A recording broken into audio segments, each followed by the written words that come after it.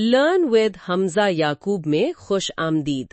आज हम Frederick Nietzsche की काफी मशहूर किताब ट्वाइलाइट ऑफ द आइडल्स के तारुफ का गहराई से जायजा ले रहे हैं।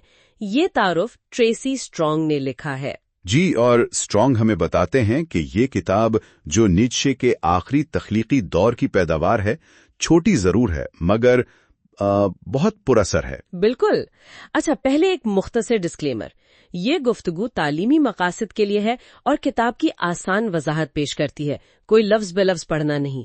वॉइस ओवर एआई से तैयार किया गया है। जी हाँ, और अगर आप हमारे काम को सराहते हैं तो चैनल को सपोर्ट करने पर जरूर गौर करें। तफसीलात डिस्क्रिप्शन और कमेंट्स में मिल जाएंगी। तो चलें शुरू करते हैं। स्ट्रॉन्ग के मुताबिक नीत्शे की ये किताब सिर्फ फलसफे पर तनकीद नहीं बल्कि इससे कहीं ज्यादा है। सही, ये जर्मन सकाफत, तालीम और यहाँ तक के वजूद और हकीकत के बुनियादी सवालात यानी माबादुत तबियात पर भी एक गहरी नजर डालती है। तो आइए देखते हैं कि स्ट्रॉन्ग इस किताब की अहमियत को कैसे वाज़ेह करते हैं। ये बात अहम है। स्ट्रॉन्ग निशानदेही करते हैं कि नीत्शे ने ये किताब 1888 में लिखी।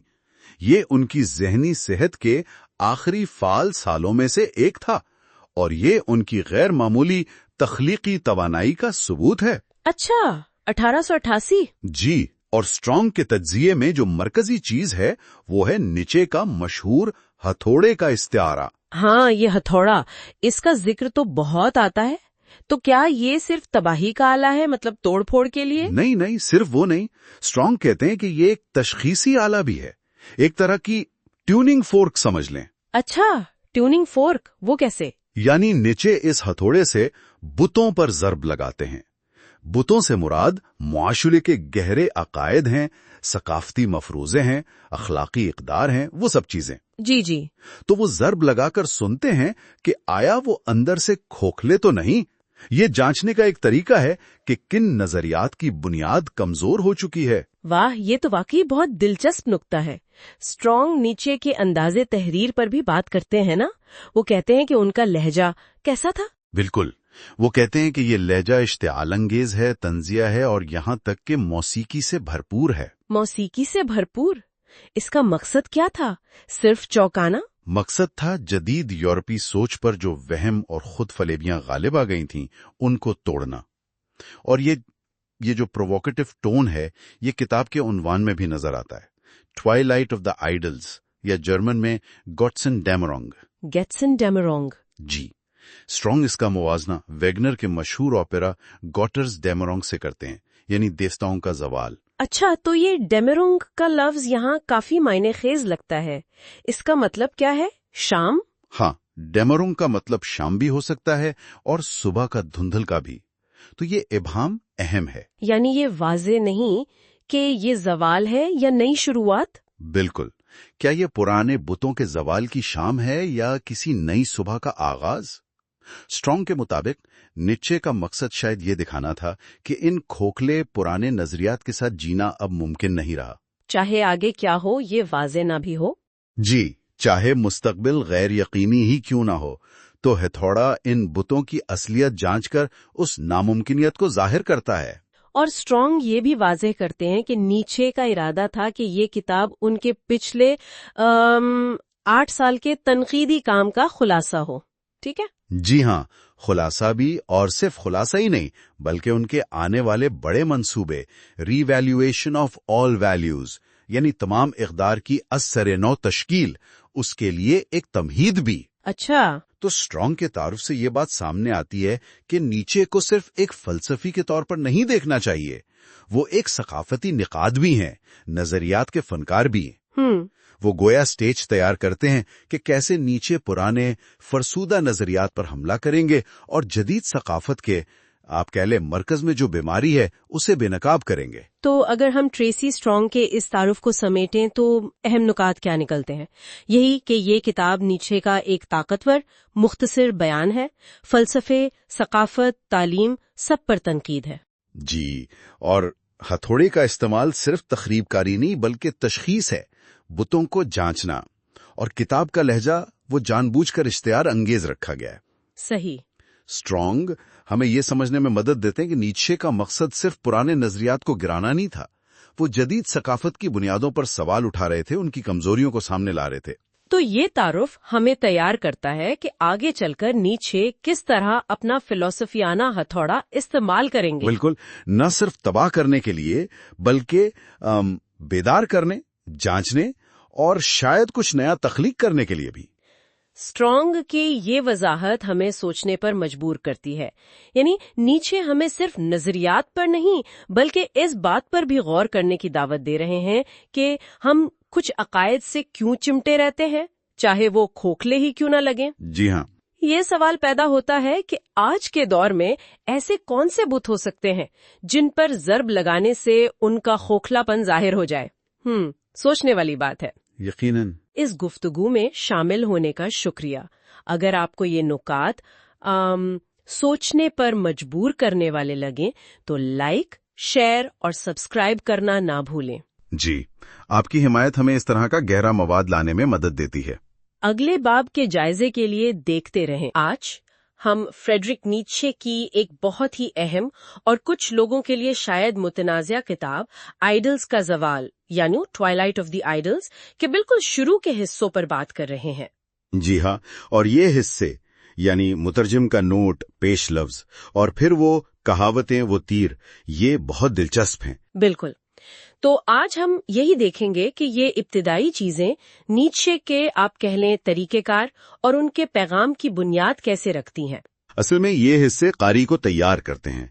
नीत्शे का जो खास अंदाज है, उनकी जो फिक्र है, उससे एक तारुफ करवाते हैं जो आगे जाकर मतन को समझने में मदद देता है। यकीनन इनके बगैर शायद नीत्शे को समझना ज्यादा मुश्किल हो। तो शुरुआत करते हैं मुतरजिम रिचर्ड पोलिट के नोट से। वो शुरू में ही बता देते हैं कि नीत्शे का तर्जुमा करना आसान काम नहीं है। जी, खास तौर पर नीत्शे का जो अंदाज है तंजिया, बहुत तेज और उसमें कई परतें होती हैं। पोलिट ने तो ये किया कि जदीद अमरीकी अंग्रेजी इस्तेमाल की, लेकिन साथ ही ये भी कोशिश की कि नीत्शे का वो जो खास ऊंचा लहजा है, वो पेचीदगी है, वो कहीं खो न जाए। एक तवाजुन रखने की कोशिश की है उन्होंने। और एक बात जो मुझे दिलचस्प लगी वो ये थी कि पोलिट ने नीत्शे के खास रुमूज़े औकाफ यानी वो अल्फाज को तिरछा करना, फिजाइया निशान, सवालिया निशान, डैशेस, जी, उन सबको वैसे ही रखा है। पोलिट उन्हें सिर्फ निशान नहीं समझते, बल्कि वो इन्हें नीत्शे की सोच की रफ्तार, उसके उतार चढ़ाव, उसके इशारे या जेस्चर्स कहते हैं। ये इशारे वाली बात वाकई अहम है। ये मतन को सिर्फ पढ़ने की चीज नहीं बनाती बल्कि महसूस करने की चीज बनाती है। बिल्कुल। और उन्होंने कारी की आसानी के लिए तवील हिस्सों में पैराग्राफ के वक्फे भी डाले हैं जो उनकी अपनी तशरीह हैं। अच्छा, तो ये तो हुई मुतरजिम की बात। अब आते हैं पेशे लफ्ज पर। यहाँ तो नीत्शे आते ही एक बड़ा दावा करते हैं। हाँ, वो कहते हैं कि ये छोटी सी किताब ये उनके पूरे फलसफे का दरवाजा है। और उनका मकसद क्या है? बुतों की जांच पड़ताल करना, यानी जो गालिब अक़दार हैं, अकायद हैं, उनको परखना। और परखना भी कैसे? एक हथौड़े से, ये देखने के लिए कि वो खोखले तो नहीं, उनकी आवाज कैसी आती है।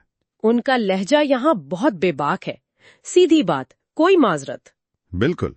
वो ये भी दिखाते हैं कि मुख्तसर होना कमजोरी नहीं, बल्कि ये तो तेज की हुई ताकत है, जैसे कोई हथियार हो। उन्होंने जंग का जिक्र भी किया है और एक लातीनी कहावत इस्तेमाल की है। जी, इनक्रिस्कुंड एनिमी विरेसिट वोल्नेरे विर्तुस, मतलब जख्म से हौसले बुलंद होते हैं, नेकी को जला मिलती है, यानी मुश्किलात ही असल में रूह को मजबूत करती हैं। और किताब का उन्वान गॉटसन डेमरुंग, ये भी तो वागनर के गॉटर डेमरुंग पर एक तंज है। सरीहन तंज है, ये भी उनके बागियाना अंदाज का हिस्सा है। दिलचस्प बात यह है कि असल मुजव्वजा उन्वान कुछ और था। अच्छा, वो क्या था? ए साइकोलॉजिस्ट्स आइडलनेस, यानी एक माहिर नफ्सियात की बेकारी। वाह, ये तो और भी ज्यादा तंजिया है। जी, ये भी उनके उसी ख्याल की तरफ इशारा है कि वो मुरव्वजा इक़दार और सोच के खोखलेपन को दिखा रहे हैं। तो पेश लफ्ज में जो हथौड़े से जांचने की बात है, उसका अमली मुजाहिरा हमें अगले हिस्से में मिलता है। बिल्कुल। कहावतें व तीर यानी एपिग्राम्स एंड एरोज, नाम से ही जाहिर है। ये मुख्तसर, गहरे और अक्सर चौंका देने वाले अक़वाल हैं। लगता है जैसे ये रिवायती सोच पर बिजली की तरह गिरते हैं। ये तीरों की तरह है, जो सीधे निशाने पर लगते हैं। नीचे यहाँ तंज, इस्तिआरे, तजादात सब इस्तेमाल करते हैं। मकसद हुई है वहमों को तोड़ना, उन सच्चाइयों को चैलेंज करना जिन्हें हम मुकद्दस मान बैठे हैं, अखलाकियात, मजहब, सकाफत। जी, कुछ मिसालें देखें तो अंदाजा होगा। पहला ही कॉल है, काहिली तमाम नफ्सियात का आगाज है। क्या? तो क्या नफ्सियात एक बुराई है? ये तो फौरन सोचने पर मजबूर करता है। बिल्कुल। फिर वो मशहूर जमाना कॉल, जो चीज मुझे मार नहीं डालती वो मुझे मजबूत बनाती है। ये तो आज भी बहुत लोग दोहराते हैं। जी, और ये भी, अगर आपके पास जिंदगी गुजारने की वजह है तो आप तकरीबन किसी भी तरीके से गुजारा कर सकते हैं। और आगे कहते हैं, इंसानियत खुशी के लिए कोशिश नहीं करती, सिर्फ अंग्रेज करते हैं।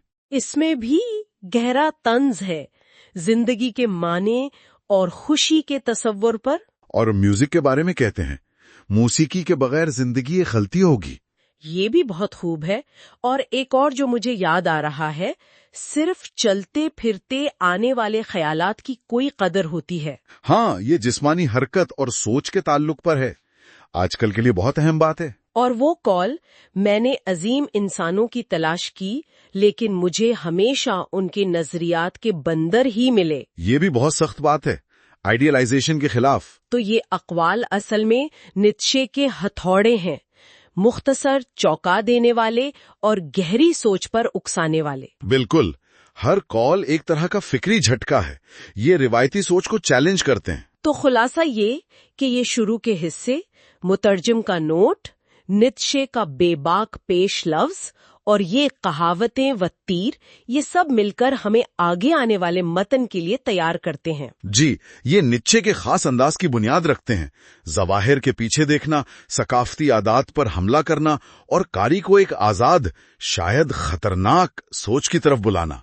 जैसे जैसे हम इस किताब में आगे बढ़ेंगे, हम नीत्शे के इस रास्ते पर चलेंगे जहां फलसफा सिर्फ तनकीद नहीं बल्कि एक फन भी बन जाता है, और जहां ख्यालात हथियारों की तरह इस्तेमाल होते हैं। चले आज की गुफ्तगू को यहाँ रोकते हैं, लेकिन एक सवाल छोड़ जाते हैं गौर व फिक्र के लिए। जी जरूर। इन कहावतों में जिन बुतों का जिक्र है या जिनकी तरफ इशारा मिलता है, उनमें से कौन सा बुत आज के दौर में सबसे ज्यादा अहम या मुताल्लिका महसूस होता है? ये एक अहम सवाल है, इस पर सोचना चाहिए। अस्सलामुअलैकुम। आज हम नीत्शे की एक बहुत ही तहलका खेज तहरीर पर बात कर रहे हैं। उनकी किताब ट्वाइलाइट ऑफ द आइडल्स का एक बाब, सुकरात का मसला। वालेकुम सलाम। जी, और ये वाकई एक चौंका देने वाला बाब है। नीत्शे यहाँ मगरबी फलसफे की एक मरकजी शख्सियत सुकरात पर बराए रास्त सवाल उठाते हैं। बिल्कुल, वो ये पूछ रहे हैं कि क्या सुकरात, जिसे हम अक्लो दानिश का मीनार समझते हैं, कहीं यूनानी तहजीब के जवाल की अलामत तो नहीं था? हाँ, यही तो बुनियादी परस्त सवाल है। नीत्शे ने जो सुकरात की रिवायती शबिया है उसे बिल्कुल उलट दिया। यानी वो कहते हैं कि सुकरात यूनानी सकाफत की ताकत से नहीं उभरा, बल्कि उसकी थकन, उसके अंदरूनी इन्हितात, जिसे वो जर्मन में डिकैडेंस कहते हैं, उसका नतीजा था। तो मतलब ये हुआ कि सुकरात का मंतिक पर, बहस मुबाहिसे पर इतना जोर देना नीत्शे के नजदीक कोई अच्छी बात नहीं थी? जी नहीं, नीत्शे के लिए ये एक बीमारी की अलामत है, एक पैथोलॉजी है। गोया एक ऐसी हिकमत अमली जो जिंदगी की बुनियादी जिबिल्लतों से कटे हुए शख्स ने जिंदा रहने के लिए बहस को हथियार बनाकर अपनाई। ये तो फलसफे पर तनकीद का एक बिल्कुल नया जाविया है। नीत्शे सिर्फ सुकरात के तरीक़े कार से इख्तिलाफ नहीं कर रहे। नहीं, वो इसे जिंदगी से इनकार करने वाला रवैया करार दे रहे हैं। एक तरह से ये उस बीमारी की पहली वार्निंग थी जो बाद में पूरी मगरिबी फिक्र पर, आप कह सकते हैं, अखलाकियात और अकलियत पसंदी की शक्ल में हावी हो गई। अच्छा, नीत्शे अपनी दलील शुरू कहाँ से करते हैं? वो कहते हैं कि तारीख के तकरीबन सभी अक्लमंदों ने जिंदगी को कुछ कमतर ही समझा है। बिल्कुल। यहाँ तक कि सुकरात ने मरते वक्त कहा, जीना इसका मतलब है एक लंबी बीमारी झेलना। ये तो काफी मायूस कुन बात है ना? यकीनन। और नीत्शे इसी बात को पकड़ते हैं। वो जो एक तस्वर है ना, अक्लमंदों का इत्तेफाक राय, यानी कंसेंसस सेपियंटियम, नीत्शे उसे चैलेंज करते हैं। वो कैसे? وہ کہتے ہیں بھئی یہ عقل مندوں کا اتفاق رائے نہیں، یہ شاید خود ایک بیماری کی اسی ڈیکیڈنس کی نشانی ہے۔ وہ سقراط اور افلاطون دونوں کو یونانی زوال کی علامات سمجھتے ہیں۔ اچھا۔ اور وہ یہ بھی کہتے ہیں کہ زندگی کے قدر کا تعین کرنا یہ ممکن ہی نہیں ہے، اور جو فلسفی اسے ایک مسئلہ سمجھتے ہیں، نیچے کے نزدیک وہ خود نادان ہے۔ یہ تو بڑی سخت بات ہے۔ اچھا، یہ تو ہوئی سوچ اور نظریے کی بات، لیکن نیچے صرف خیالات پر نہیں رکتے، وہ سقراط کی شخصیت، اس کے پس منظر پر بھی بات کرتے ہیں۔ جی ہاں، بالکل۔ وہ ذکر کرتے ہیں کہ سقراط نچلے طبقے سے تھا، وہ بدصورت تھا، اور قدیم یونان میں تو خوبصورتی کو بہت اہمیت دی جاتی تھی۔ بہت زیادہ۔ وہاں بدصورتی کو ایک اعتراض، ایک نقص سمجھا جاتا تھا، جیسے کوئی چیز ٹھیک سے پروان نہیں چڑھی یا زوال کی طرف مائل ہے۔ نیچے وہ قصہ بھی سناتے ہیں نا، ایک قیافہ شناس کا۔ ہاں، جس نے سقراط کو دیکھ کر کہا تھا کہ تم تو تمام بری خواہشات اور جبلتوں کا گڑھ ہو، اور سقراط نے ہنس کر اتفاق کیا۔ نیچے کے لیے یہ سب چیزیں، اس کی بدصورتی، اس کا پس منظر، اور پھر اس کی وہ شدید منطق پسندی، یہ سب اس کے اندرونی انحطاط، اس کی ڈیکیڈنس کی طرف اشارہ کرتی ہیں۔ اور پھر وہ سقراط کی مشہور مساوات، عقل برابر نیکی برابر خوشی، نیچے اسے بھی رد کرتے ہیں۔ بالکل، نیچے کہتے ہیں کہ یہ فارمولا قدیم یونانی جبلتوں کے بالکل خلاف تھا۔ یونانی تہذیب کا جوہر تو طاقت، حسن، زندگی کی توانائی میں تھا، نہ کہ صرف خشک عقلیت میں۔ سقراط کا یہ فارمولا تو ان بنیادی یونانی اقدار سے ٹکراتا تھا۔ اور اسی زمانے میں بحث مباحثے یعنی جدلیات، ڈائلیکٹک کا رواج بڑھا۔ آپ نے بتایا کہ پہلے یونانی اشرفیہ اسے اچھا نہیں سمجھتی تھی۔ جی، اسے بدتمیزی، کمزوروں کا طریقہ سمجھا جاتا تھا، طاقتور کو بحث کی ضرورت نہیں ہوتی، لیکن سقراط کے ذریعے یہ چیز اوپر آ گئی۔ تو نیچے یہ سوال اٹھاتے ہیں کہ کیا یہ کمزوروں کا ہتھیار تھا؟ کیا یہ سقراط کا ایک طرح کا انتقام یعنی ریسونٹیمنٹ تھا کہ چلو جسمانی طور پر نہیں تو بحث میں ہی اشرفیہ کو نیچا دکھایا جائے؟ نیچے کا اشارہ اسی طرف ہے۔ ان کے نزدیک یہ منطق کا بے تحاشا استعمال ایک نفسیاتی ضرورت تھی، اصل طاقت کا متبادل۔ لیکن پھر ایک سوال یہ بھی ہے کہ اگر سقراط ایسا تھا تو وہ نوجوانوں میں، خاص طور پر ایتھنز کے اشرافیہ کے نوجوانوں میں اتنا مقبول کیوں ہوا؟ اچھا سوال ہے۔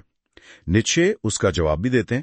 وہ کہتے ہیں کہ سقراط نے ایک نئی قسم کی کشمکش، ایک نیا مقابلہ یعنی ایگون ایجاد کیا۔ اچھا، کیسا مقابلہ؟ ذہنی مقابلہ۔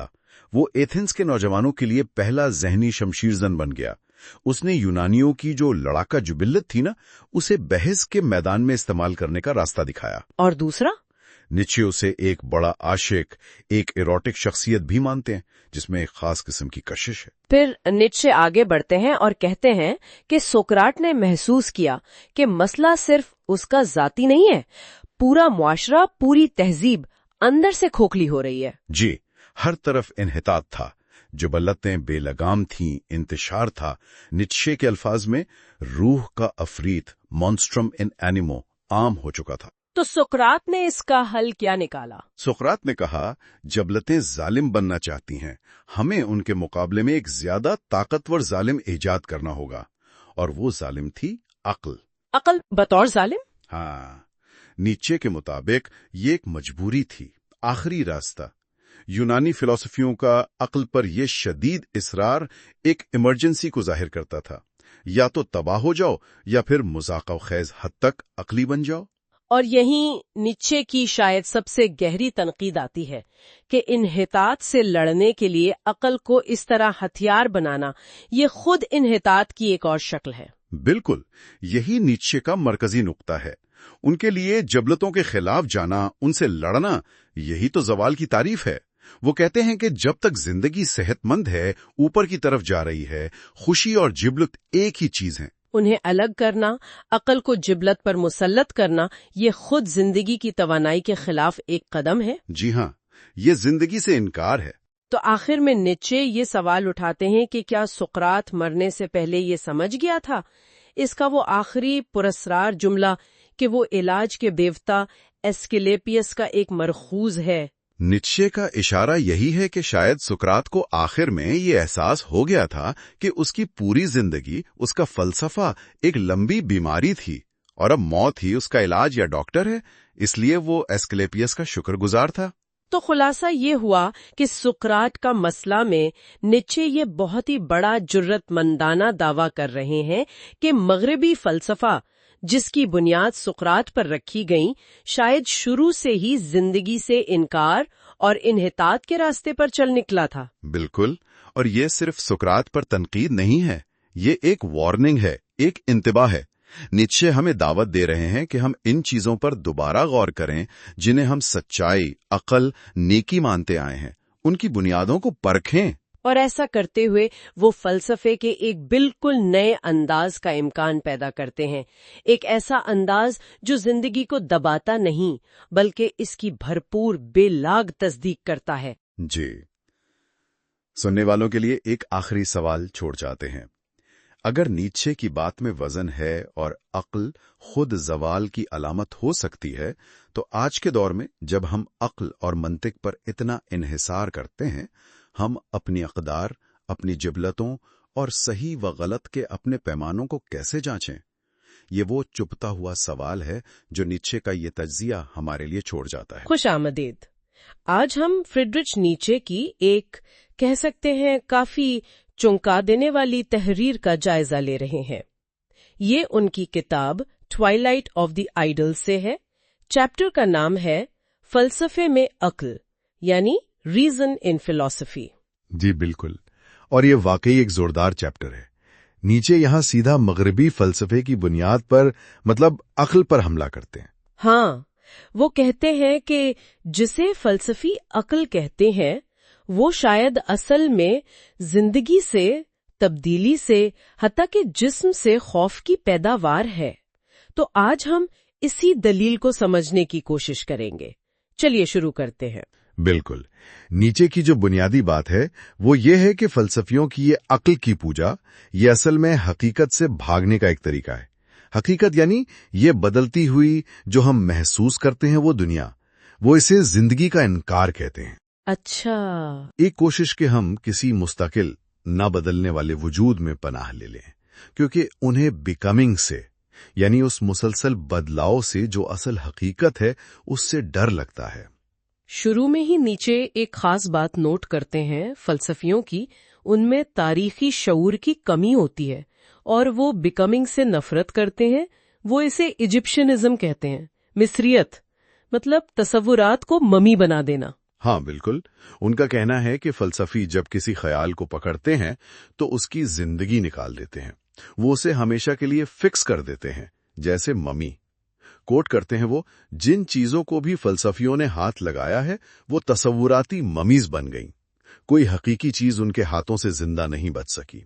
तो वो उन्हें सब स्पीशीज एटर्नी, हमेशगी के नुक्ते नजर से देखकर गोया इज्जत दे रहे हैं, लेकिन असल में उन्हें बेजान कर रहे हैं। जी, और इस मिस्रियत की वजह नीचे के मुताबिक सीधी सादी है, हवास का, जिस्म का और वक्त का खौफ। फलसफी सुकून चाहते हैं, इसलिए वो दायमी ना बदलने वाली हकीकतों में पनाह ढूंढते हैं, क्योंकि उन्हें ये बदलती हुई दुनिया, पैदाइश, मौत, बदलाव, यहाँ तक के बुढ़ापा, ये सब चीजें वहशत दिलाती हैं। प्लेटो से लेके बाद तक यही चला आ रहा है। फिर हवास धोखेबाज, जिस्म में कैद। बिल्कुल, उनका एक उसूल सा बन गया था कि जो है वो बनता नहीं और जो बनता है वो असल में है नहीं।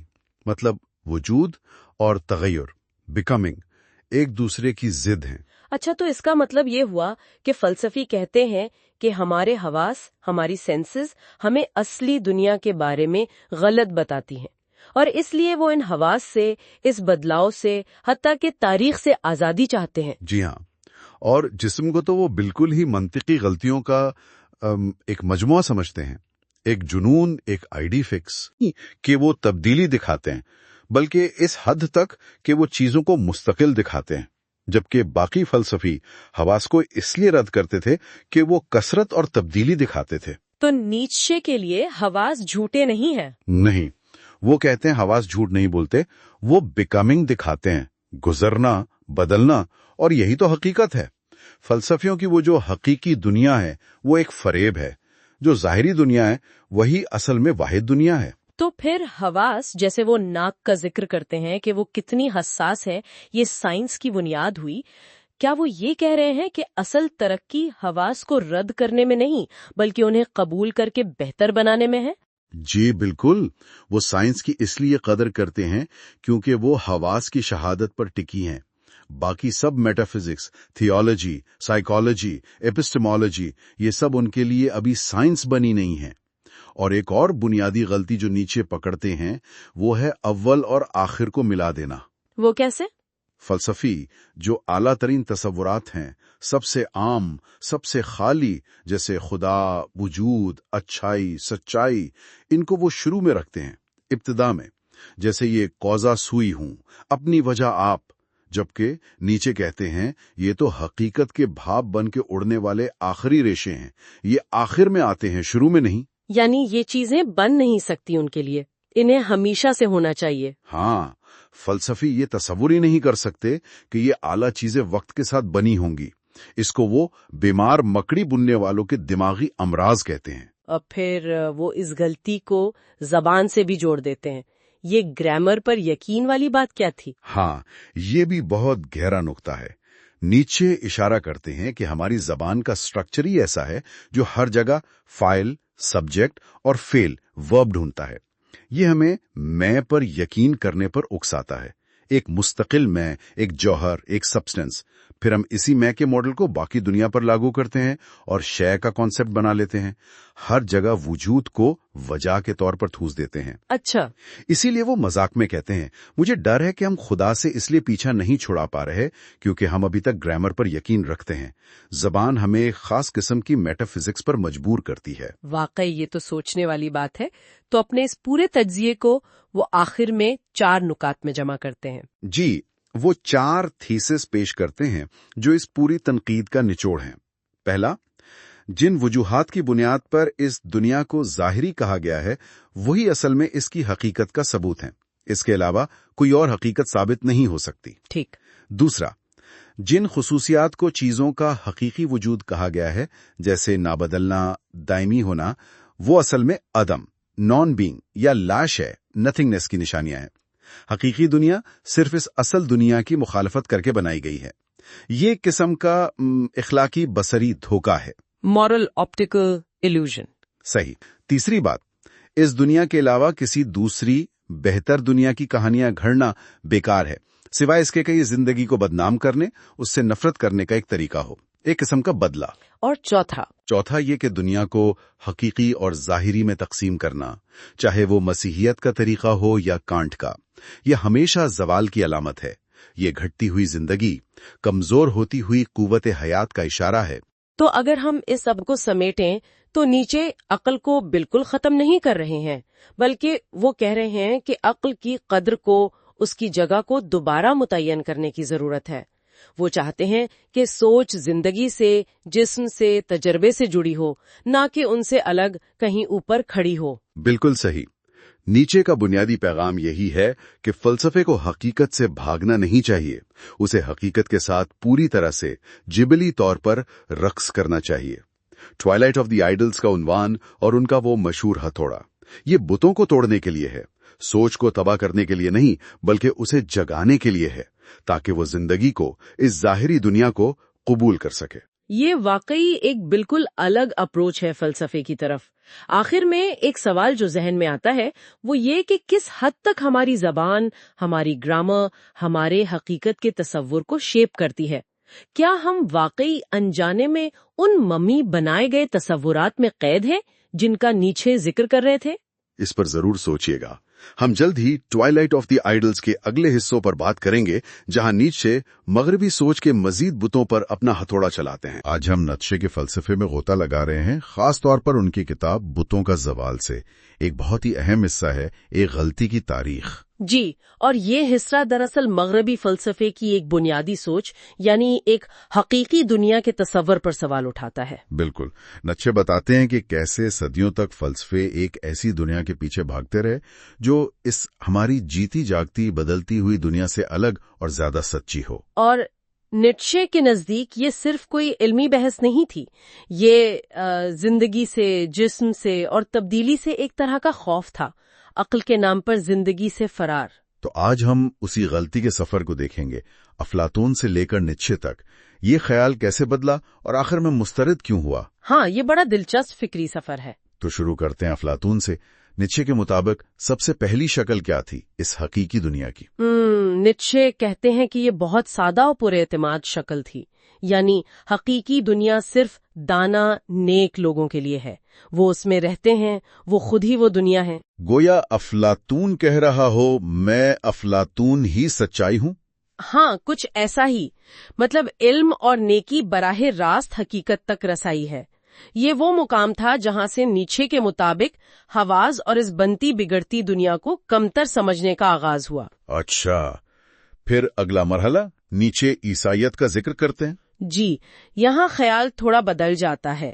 حقیقی دنیا اب فوری طور پر قابل رسائی نہیں رہی۔ تو پھر اب یہ نیک لوگوں یعنی توبہ کرنے والے گناہ گاروں سے کیا گیا ایک وعدہ ہے، مستقبل میں ملنے والی چیز۔ نیچے نے اسے کہا کہ یہ خیال زیادہ لطیف، پیچیدہ، عورت اور عیسائی بن گیا۔ اس سے کیا مراد ہے؟ میرا خیال ہے نیچے کا اشارہ یہ ہے کہ یہ تصور زیادہ پرکشش، پر اسرار اور شاید ایمان پر زیادہ منحصر ہو گیا۔ حقیقت حال سے نکل کر آخرت کا معاملہ بن گئی۔ اور یہ نیچے کی زندگی پر زور دینے والی سوچ کے خلاف تھا، ہے نا؟ بالکل، کیونکہ زور اس دنیا سے ہٹ گیا۔ ٹھیک ہے، اچھا تو اس کے بعد فلسفے میں کانٹ آتے ہیں۔ یہاں کیا تبدیلی آئی؟ کانٹ کے ساتھ یہ خیال اور بھی تجریدی ہو گیا۔ حقیقی دنیا اب نہ صرف ناقابل رسائی ہے بلکہ اسے ثابت بھی نہیں کیا جا سکتا، کوئی وعدہ بھی نہیں۔ تو پھر اس کا کیا فائدہ؟ کانٹ کہتے ہیں کہ صرف اس کے بارے میں سوچا جانا ہی اسے ایک اخلاقی ضرورت بنا دیتا ہے، ایک ذمہ داری، ایک حکم۔ نیچے نے اسے دھندلا سورج کہا تھا، کونگسبرگ والا، یعنی ایک سرد منطقی ضرورت۔ جی، یہ کانٹ کے نومینل ورلڈ یا اشیاء بذات خود کا تصور ہے۔ ہم اسے جان نہیں سکتے، لیکن عملی عقل کہتی ہے کہ اخلاقیات کے لیے اسے ماننا ضروری ہے۔ لیکن نیچے کے لیے یہ پھر وہی بات تھی، عقل جو زندگی سے کٹ چکی ہے۔ اچھا، تو یہ خیال کمزور کیسے پڑنا شروع ہوا؟ چوتھا مرحلہ کیا ہے؟ اب سوال اٹھتا ہے، اگر یہ حقیقی دنیا ناقابل رسائی ہے، ناقابل حصول ہے، تو پھر نامعلوم بھی ہوئی۔ اور جو چیز نامعلوم ہے وہ ہم پر کیا ذمہ داری ڈال سکتی ہے؟ بالکل، وہ نہ تسلی دے سکتی ہے نہ نجات، تو عملی طور پر بےمانی ہو گئی۔ نیچے اسے سرمئی صبح کہتے ہیں، عقل کی پہلی انگڑائیاں، مستبیتیت کی مرغ بانگ۔ یعنی اب عملیت پسندی کا دور شروع ہو رہا ہے، فوکس واپس قابل مشاہدہ دنیا پر آ رہا ہے۔ ہاں، ایسا لگتا ہے۔ پرانے مابعدل طبیعتی تصورات کی گرفت کمزور پڑ رہی ہے۔ اور پھر آتا ہے پانچواں مرحلہ، جہاں لگتا ہے نیچے خود کھڑے ہیں۔ جی، اب حقیقی دنیا کا خیال مکمل طور پر بیکار، فالتو ہو چکا ہے۔ کوئی فائدہ نہیں، کوئی ذمہ داری نہیں۔ تو نیچے کا نعرہ ہے، چلو اسے ختم کر دیں۔ بالکل، وہ اسے روشن دن، ناشتہ، عقل سلیم اور خوش مزاجی کی واپسی کہتے ہیں۔ گویا ایک بوجھ اتر گیا، افلاطون شرما گیا اور تمام آزاد خیال خوشی منا رہے ہیں۔ یہ تو مابعدل طبیعت کا کھلا رد ہے، اب ساری توجہ اسی دنیا، اسی زندگی پر۔ ہاں، یہ ان آزاد روحوں کا جشن ہے جو زندگی سے انکار کرنے والے پرانے بتوں سے آزاد ہو گئے ہیں۔ اور نیچے اس سلسلے کا اختتام کرتی ہیں چھٹے مرحلے پر، دوپہر، مختصر ترین سائے کا لمحہ، طویل ترین غلطی کا خاتمہ، انسانیت کا عروج، زرتشت کا آغاز۔ یہ صرف اختتام نہیں لگتا۔ نہیں، یہ بالکل ایک نئی شروعات ہے۔ زرتشت نیچے کا وہ پیغامبر ہے جو زندگی کو اس کی تمام تر خوبیوں اور خامیوں سمیت قبول کرنے کی بات کرتا ہے۔ تو حقیقی دنیا کی اس غلطی کو ختم کرنا دراصل ایک نئی، زندگی سے بھرپور سوچ کے لیے جگہ بنانا تھا۔ جی، ایک ایسا فلسفہ جو عقل کو جبلت اور تجربے سے دوبارہ جوڑے، جو اس دنیا سے منہ نہ موڑے بلکہ اس کے ساتھ رقص کرے۔ تو خلاصہ یہ ہوا کہ یہ جو حقیقی دنیا کا عظیم و شان تصور تھا، وہ نیچے کے نزدیک رفتہ رفتہ ایک بے معنی غلطی ثابت ہوا جسے ترک کرنا ضروری تھا۔ اور یہ ترک کرنا کوئی تباہی نہیں بلکہ ایک نئی، زیادہ جاندار قسم کی فکر کے لیے راستہ کھولنا تھا۔ ایک ایسی فکر جو جسم، جبلت اور اس لمحے کی حقیقت کو اہمیت دے۔ نیچے نے اسے طویل ترین غلطی کا خاتمہ کہا۔ یہ واقعی سوچنے پر مجبور کرتا ہے نا؟ کہ آج بھی ہمارے ذہنوں میں ایسے کون سے پرانے بت ہیں जिन्हें शायद इसी तरह परखने की जरूरत है। बहुत गहरी बात है। अगली बार हम बुतों का जवाल में मजीद आगे बढ़ेंगे और देखेंगे कि नीत्शे किन दूसरे बुतों पर अपना हथौड़ा चलाते हैं। हमारे साथ रहिएगा। आज हम फ्रेडरिक नीचे की एक बहुत अहम किताब ट्वाइलाइट ऑफ द आइडल्स को देख रहे हैं, खास तौर पर इसका 5वां बाब, अखलाकियात फितरत के खिलाफ। जी हाँ, मोरालिटी एज एंटी नेचर। इसमें नीचे ने रिवायती अखलाकियात पर, खास तौर पर जज्बात के हवाले से काफी गहरी तनकीद की है। तो आज हम यही समझने की कोशिश करेंगे कि नीचे के ख्याल में जज्बात को दबाना या खत्म करना क्यों ठीक नहीं और उसका मुतबादिल क्या है। तो शुरू कहाँ से करें? नीचे क्यों कहता है कि जज्बात के खिलाफ ये जंग ये एक किस्म की हिमाकत है? चर्च का वो कौन सा तरीका था जिस पर वो खास तौर पर तनकीद कर रहा है? देखिए, नीचे कहता है कि पुराने अखलाकी निजाम, खासतौर पर चर्च, वो जज्बात को बिल्कुल दुश्मन समझते थे। उनका रवैया था कि जज्बात को खत्म ही कर देना चाहिए। अच्छा। वो न्यू टेस्टामेंट की मिसाल भी देते हैं, अगर तुम्हारी आंख तुम्हें गुनाह पर उकसाए तो उसे निकाल फेंको। नीचे के लिए ये बिल्कुल वैसे ही है जैसे कोई दांत का डॉक्टर दर्द खत्म करने के लिए सीधा दांत ही निकाल दे, यानी इलाज नहीं, बस खत्म कर दो। बिल्कुल, ये सरासर हिमाकत है। चर्च ने यही किया। जज्बात की मुमकिन खराबियों की वजह से उन्हें जड़ से ही उखाड़ने की कोशिश की। नीत्शे इससे अकीम साजी कहता है, कैस्ट्रेशन। तो बुनियादी एतराज ये था कि उन्होंने जज्बे की इस्लाह की कोशिश नहीं की। जी, नीत्शे कहता है कि चर्च ने कभी ये सवाल पूछा ही नहीं कि किसी ख्वाहिश को, आप कह लें रूहानी, खूबसूरत या मुकद्दस, कैसे बनाया जाए। उनका तरीका तो बस एक ही था, तबाही, जड़ से उखाड़ फेंकना। और नीचे के लिए ये जिंदगी के खिलाफ था? यकीनन, ये जिंदगी की जड़ों पर हमला था। ये जिंदगी दुश्मनी है।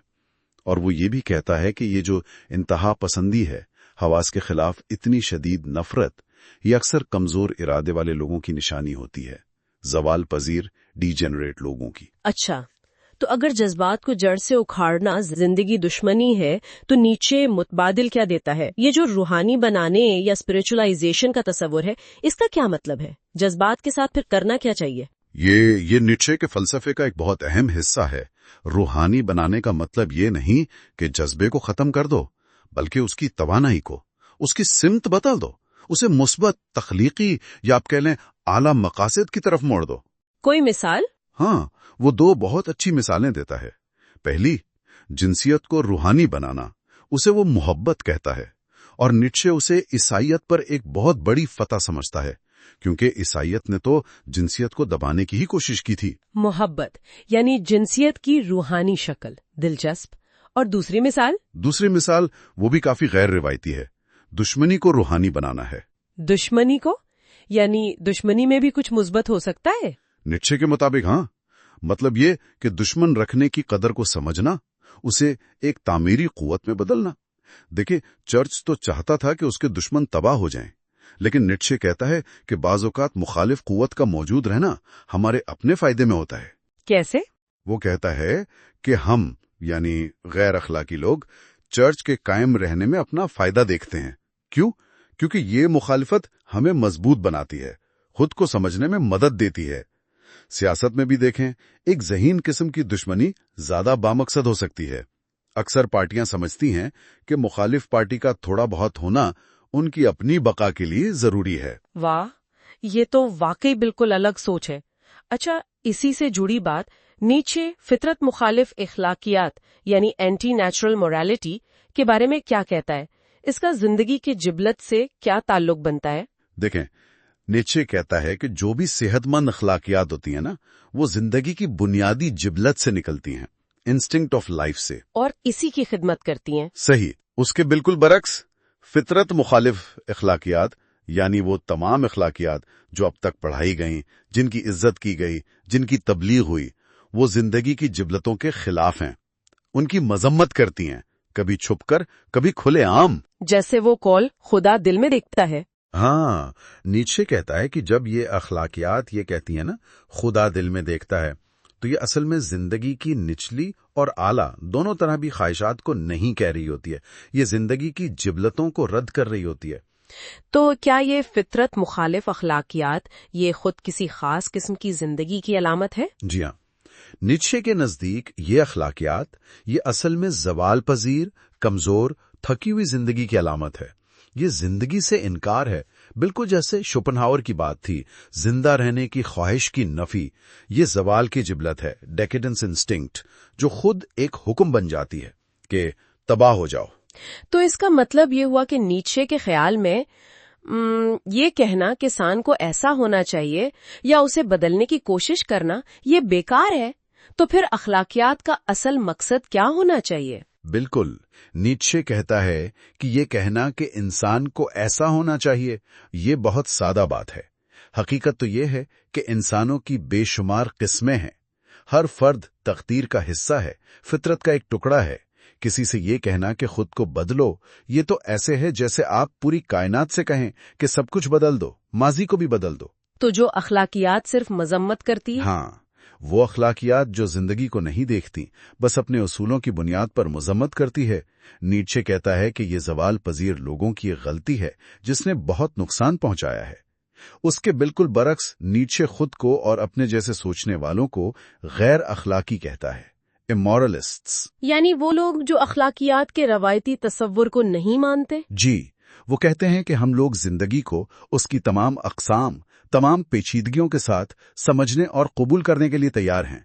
हम नफी करने वाले नहीं, बल्कि इस बात करने वाले हैं, अफर्मर्स। इस बात करने वाले यानी जिंदगी जैसी है उसे कबूल करना, यहाँ तक कि उन पहलुओं को भी जिन्हें रवायती अखलाकियात शायद बुरा समझे। बिल्कुल, नीत्शे का मानना है कि जिंदगी का निजाम उन चीजों से भी फायदा उठा सकता है जिन्हें पादरी या रिवायती परहेजगार लोग रद्द करते हैं। और फायदा क्या है? नीत्शे का जवाब एक तरह से ये है कि हम खुद इसका जवाब है। वो इंसान जो जिंदगी को उसकी तमाम तर हकीकत, उसकी खूबसूरती और उसकी मुश्किलात समेत कबूल करने की हिम्मत रखता है। एक से होमो, देखो इंसान को। तो अगर हम सारी बात को समेटें, नीत्शे कह रहा है कि रिवायती अखलाकियात जो जज्बात को दबाती हैं, वो असल में जिंदगी के खिलाफ हैं। वो जज्बात को खत्म करने के बजाय उन्हें रूहानी बनाने की बात करता है, यहाँ तक कि दुश्मनी जैसी चीज में भी कदर तलाश करने की और अखलाकियात को जिंदगी की तस्दीक के तौर पर देखने की।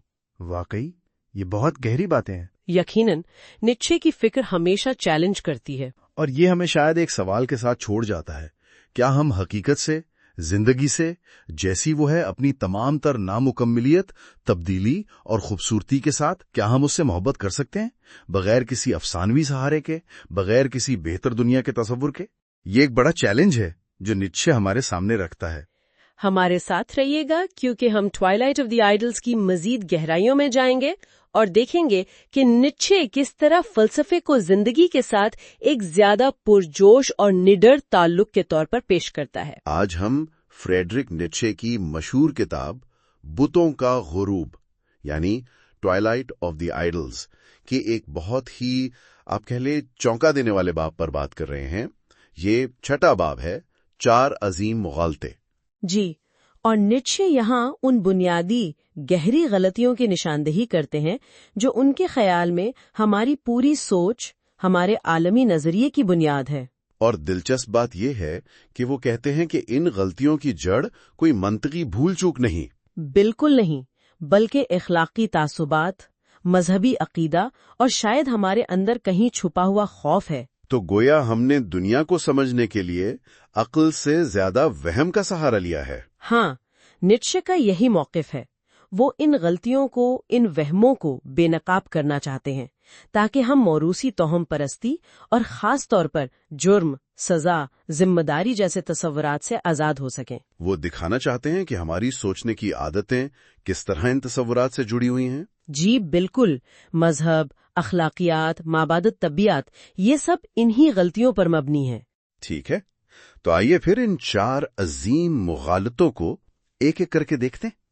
पहला है सबब और असर को गुडमुट करने का मुगालता। दूसरा, झूठे सबब का मुगालता। तीसरा, ख्याली असबाब का मुगालता। और चौथा और शायद सबसे मुतनाजा, आजाद मर्जी का मुगालता।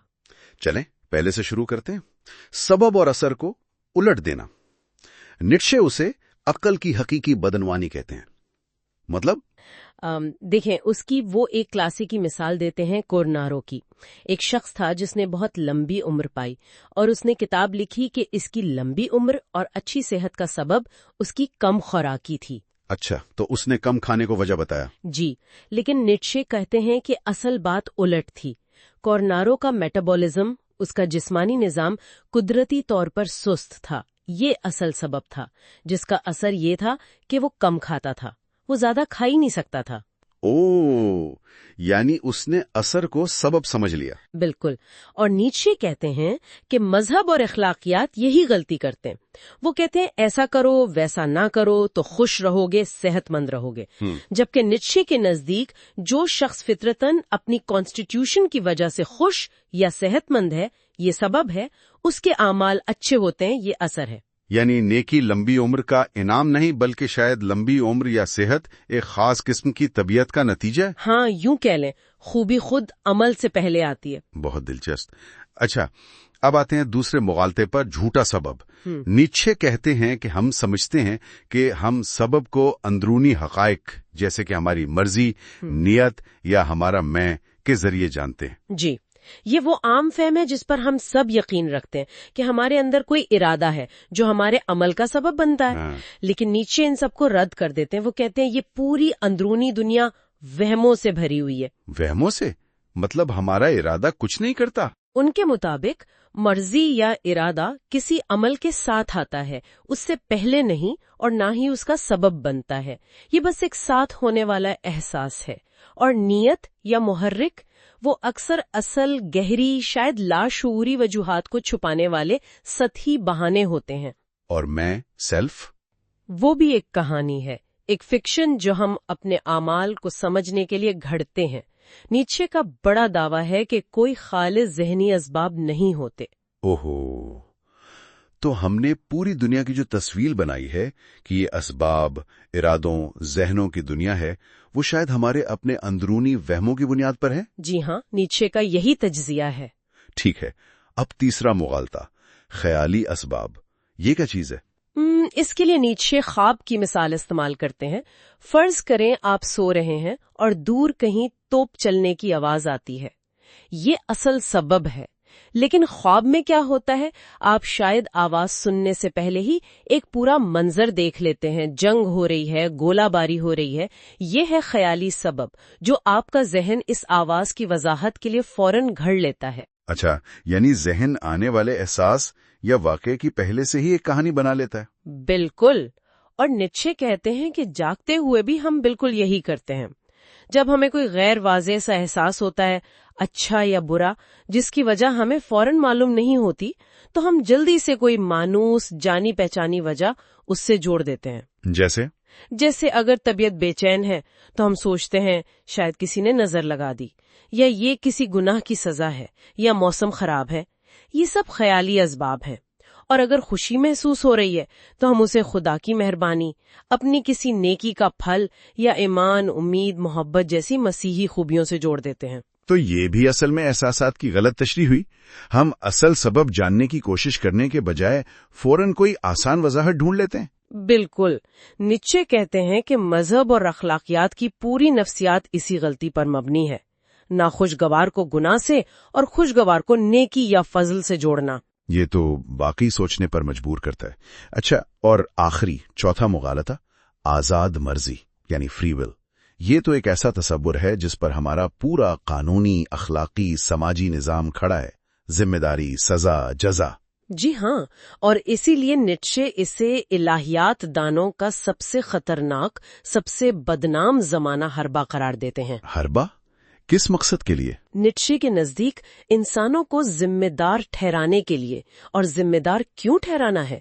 ताकि उन पर हुक्म चलाया जा सके, उन्हें जज किया जा सके, और सबसे बढ़कर उन्हें सजा दी जा सके। वो कहते हैं कि जिम्मेदारी की ये सारी तलाश असल में सजा देने और हुक्म चलाने की जिबिल्लत से पैदा हुई है। इंसान को आजाद करार दिया गया ताकि उसे कसूरवार ठहराया जा सके। ये तो बहुत ही रेडिकल बात है। अगर आजाद मर्जी नहीं है तो फिर इंसान क्या है? क्या हम सिर्फ तकदीर के हाथ में कठपुतलियां हैं? नीत्शे का मुतबादिल नजरिया क्या है? देखें, नीत्शे कहते हैं कि कोई भी शख्स اپنی خصوصیات، اپنی فطرت، اپنے وجود کا ذمہ دار نہیں ہے، نہ خدا، نہ معاشرہ، نہ والدین، نہ آباء و اجداد، اور نہ ہی وہ خود۔ کوئی بھی ذمہ دار نہیں؟ کوئی بھی نہیں۔ وہ کہتے ہیں کہ یہ خیال ہی غلط ہے کہ کوئی ہستی ہے جسے ہمارے وجود کے لیے ذمہ دار ٹھہرایا جا سکے۔ ہم بس ہیں تقدیر کا ایک حصہ، فطرت کا ایک ٹکڑا۔ کوئی پہلا سبب کوزا پریما نہیں ہے جو سب کچھ کنٹرول کر رہا ہو۔ کائنات کوئی منظم با مقصد اکائی نہیں ہے۔ تو نیچے کی یہ چاروں مغالطوں پر تنقید صرف ایک فلسفیانہ بحث نہیں؟ نہیں، بالکل نہیں۔ یہ اس بات کی گہری تشخیص ہے کہ کس طرح صدیوں سے مغربی سوچ کو، خاص طور پر اخلاقیات اور مذہب کے ذریعے، کچھ خاص قسم کی نیٹشے کے نزدیک ناقص نفسیات نے تشکیل دیا ہے۔ اور ان غلطیوں کو چیلنج کر کے وہ ہمیں ایک مختلف زاویے سے سوچنے کی دعوت دے رہے ہیں۔ جی، وہ چاہتے ہیں کہ ہم سزا، گناہ، ذمہ داری اور اس جھوٹی آزادی کے وہموں سے آگے بڑھ کر زندگی کو سمجھیں اور اسے جئیں۔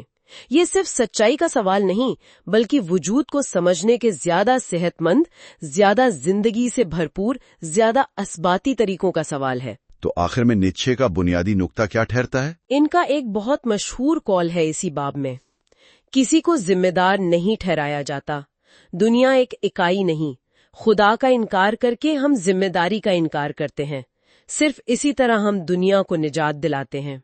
نجات، ذمہ داری سے نجات، یہ واقعی ایک گہری اور شاید کچھ لوگوں کے لیے پریشان کن سوچ ہے کہ کیا ہم اپنے ہونے کے لیے ذمہ دار ہیں بھی یا نہیں۔ نیٹشے ہمیں سوچنے کے لیے بہت کچھ دے گئے ہیں، اور آنے والے ابواب میں وہ روایتی بتوں پر یعنی پرانے نظریات پر مزید ضربے لگائیں گے۔ ہمارے ساتھ رہیے گا جب ہم بتوں کے غروب کے اس سفر میں مزید آگے بڑھیں گے۔ آج ہم نیچے کی کتاب ٹوائلائٹ آف دی آئیڈلز کے ایک کافی تہلکہ خیز باب پر بات کر رہے ہیں۔ باب 7 عنوان ہے وہ جو انسانیت کو بہتر بناتے ہیں۔ جی، نیچے یہاں سوال اٹھاتے ہیں ان سب پر جو دعویٰ کرتے ہیں کہ وہ انسانیت کو سدھار رہے ہیں، بہتر بنا رہے ہیں، مذہبی رہنما، فلسفی، مصلحین۔ بالکل۔ لیکن نیچے کہتے ہیں کہ بھائی یہ لوگ اکثر بالکل الٹا کام کر رہے ہوتے ہیں۔ تو آئیے ذرا گہرائی میں دیکھتے ہیں کہ وہ ایسا کیوں سوچتے ہیں۔ دیکھیں، نیچے کی شروعات ہی بہت آپ کہہ لیں دھماکہ خیز ہے۔ وہ کہتے ہیں کہ کوئی معروضی اخلاقی حقائق ہوتے ہی نہیں ہے، مورل فیکٹس جیسی کوئی چیز نہیں۔ اچھا، کوئی حقیقت نہیں؟ جی، صرف ہماری تشریحات ہیں، انٹرپریٹیشنز، اور زیادہ تر تو وہ کہتے ہیں کہ غلط تشریحات ہیں، مس انٹرپریٹیشنز۔ اوہ، تو جسے ہم اخلاقیات سمجھتے ہیں نا، وہ کوئی آسمانی سچائی نہیں، بلکہ اکثر طاقت کا، کنٹرول کا، یا یوں سمجھ لیں سماج کو ایک خاص رخ دینے کا انسانی اوزار ہے۔ یعنی انسانوں کا بنایا ہوا نظام مقدس نہیں؟